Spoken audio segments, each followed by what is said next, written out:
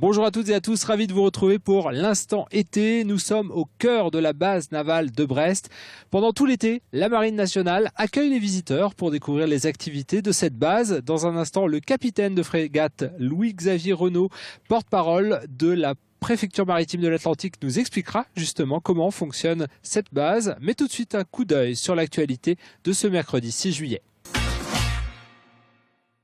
Ouessant, l'île aux femmes, mais surtout l'île aux phares. Un siècle que le phare de Guéréon s'est allumé pour la première fois.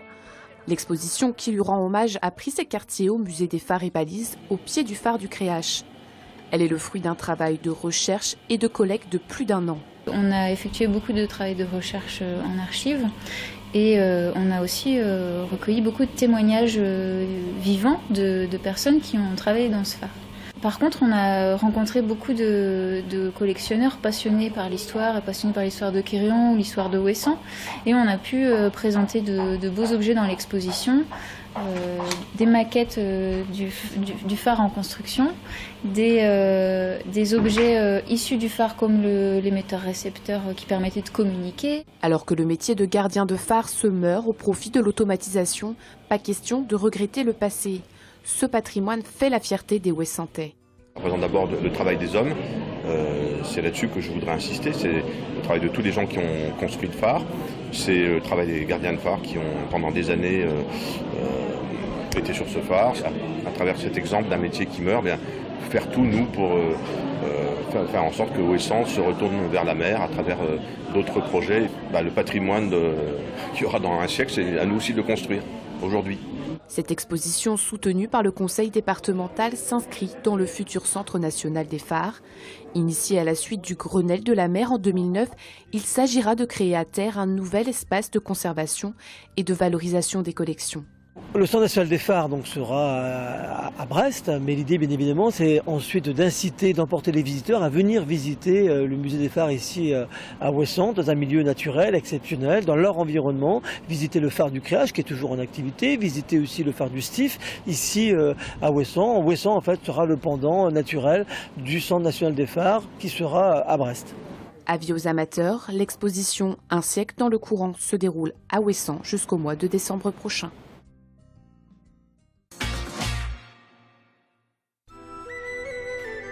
Une Bretagne pittoresque, folklorique, la Bretagne d'une époque charnière entre 19e et 20e siècle. Charles et Paul Géniaux, 2 frères, à travers leurs clichés, témoignent de la vie quotidienne d'antan.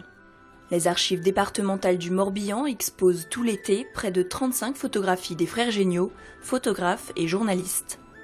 C'est un témoignage qui nous parvient de plus d'un siècle désormais et qui a pu aussi être comparé avec les écrits de Charles Géniaux, ce qui nous permet d'un peu mieux comprendre leur intérêt pour la Bretagne. Et ce ne sont pas juste que des simples prises de vue, des commandes qu'ils pouvaient faire pour des articles, c'est aussi un vrai engagement pour une défense de la Bretagne telle qu'il la côtoyait à l'époque. À travers ces écrits, nous montre qu'il y a une certaine nostalgie qu'il ressent et qu'il montre un petit peu à travers certains de ses portraits. À travers les portraits et scènes de vie quotidienne, les frères Géniaux balayent différentes thématiques, écoles, monde de la pêche ou même église. Des archives qui nous permettent de découvrir la vie de nos ancêtres morbihanais et finistériens.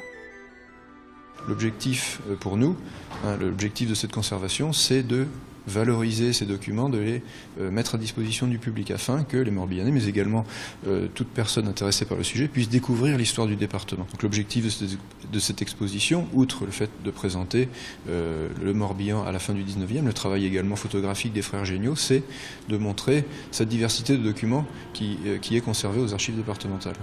Et si vous aussi souhaitez faire un saut dans le temps, cette exposition est gratuite et visible jusqu'au 30 septembre aux archives départementales du Morbihan à Vannes.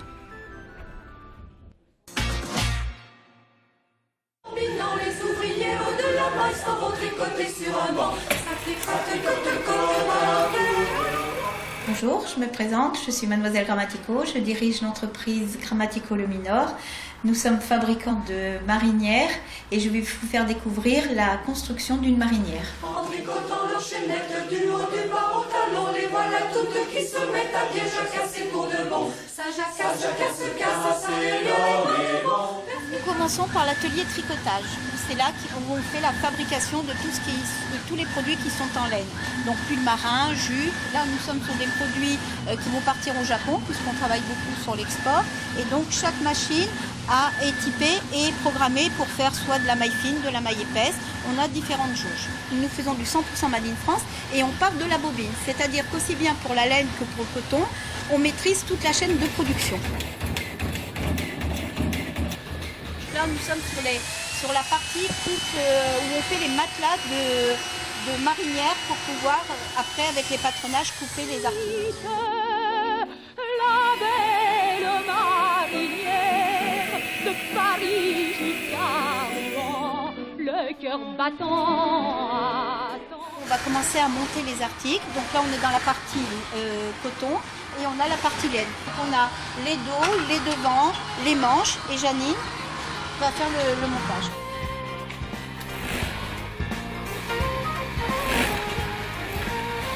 Une fois que la marinière est rasée, maintenant on va lui faire l'ourlet de bas de corps, bas de manche et de col. Donc ça c'est Marie-Jo et c'est l'opération double aiguille, qui est la première finition de la marinière.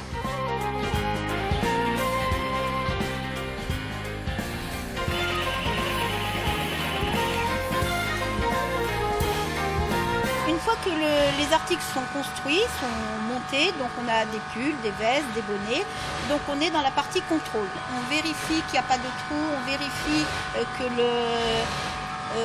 tout est correct, que les mailles sont bien tricotées puisque là on est dans la laine. La même chose pour le coton, pour pouvoir avoir un article net. Les plus grosses commandes viennent du Japon quand même.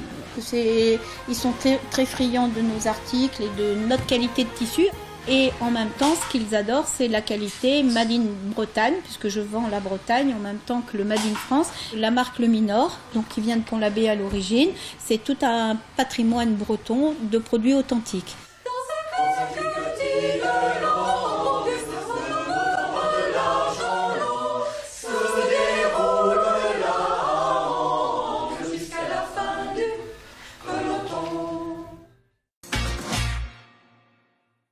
Alors ici, commandant, on est dans une enceinte militaire, c'est fermé d'habitude. Pourquoi la marine a-t-elle accepté depuis de nombreuses années de recevoir d'aussi nombreux visiteurs?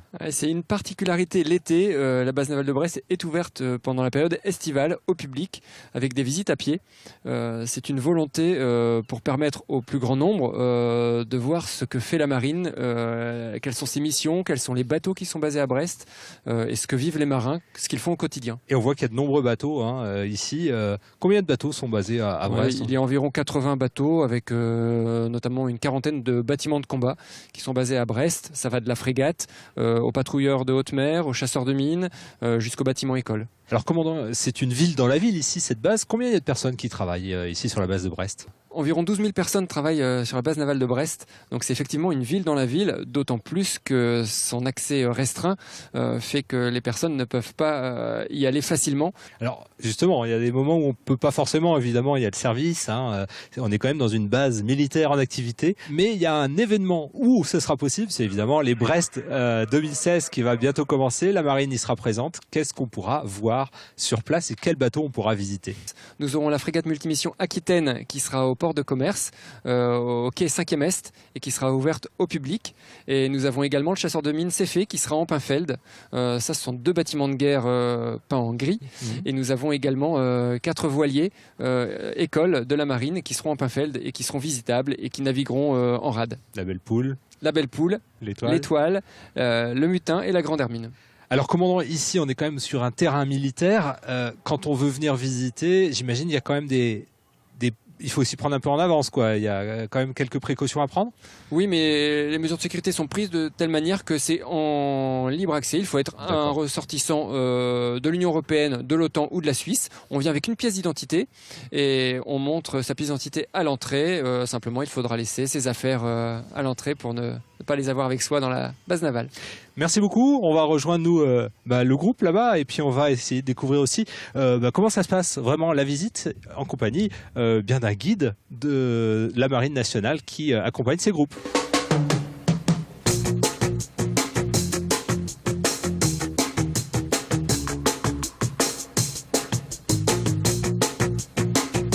suite de la visite de la base navale de Brest en compagnie de l'un des guides. Yann, bonjour. Bonjour. Alors Yann, vous êtes étudiant et réserviste. C'est un statut un peu particulier et vous assurez donc les visites. Alors oui, c'est assez spécifique. Je suis étudiant en droit ici donc à l'UBO et je suis en même temps donc 24 jours pendant 24 jours par an guide ici donc sur la base navale de Brest où donc voilà, on fait profiter aux visiteurs de la base navale. Et vous êtes une quarantaine, hein, c'est ça? On voit vos collègues derrière. Voilà, on est une quarantaine en effet à faire visiter la base ici à Brest. Alors comment ça se passe? Qu'est-ce que vous montrez aux visiteurs? Alors, on commence la visite par tous les bâtiments un petit peu stratégiques et de soutien aux bateaux. Et après, on arrive sur le quai des Flottilles où on voit justement ces derniers qu'on présente et pour les plus chanceux qu'on visite. Les visiteurs, qu'est-ce qu'ils demandent? Ils sont 7000 par an à franchir la porte que nous avons franchie pour venir visiter la base navale. Qu'est-ce qu'ils demandent en général? Alors, généralement, eux, leur partie vraiment qu'ils préfèrent, c'est le quai des Flottilles. Voilà, ils voient des bateaux qu'on n'a pas forcément l'opportunité d'approcher d'assez près. Et donc, voilà, ils nous demandent des fois des questions un petit peu rigolotes, on va dire. Alors, quelques exemples. Pourquoi il y a des moules sur les quais? C'est déjà arrivé. Pourquoi il y a des bacs à pain? Voilà, des petits détails qui leur échappent pas. Alors Yann, en découvrant cette base pour évidemment renseigner le visiteur, vous avez eu sans doute un coup de cœur. Qu'est-ce qui vous a le plus surpris dans cette base navale? Alors moi personnellement, bien au-delà des connaissances spécifiques sur certains bateaux, c'est la base sous-marine allemande. Cet énorme blocos qu'on voit derrière nous. Voilà, ce gros bloc de béton qu'on voit assez...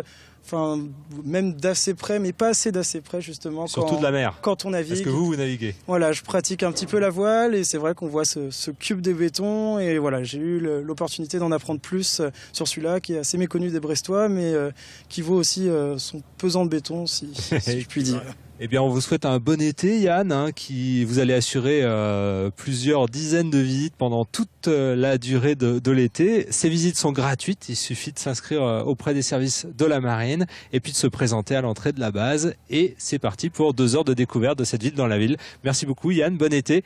Nous, on se retrouve demain pour un nouvel Instant été. Ce sera Fanny Coconnier que vous retrouverez de Pont-Scorff qui vous parlera de parcours artistique.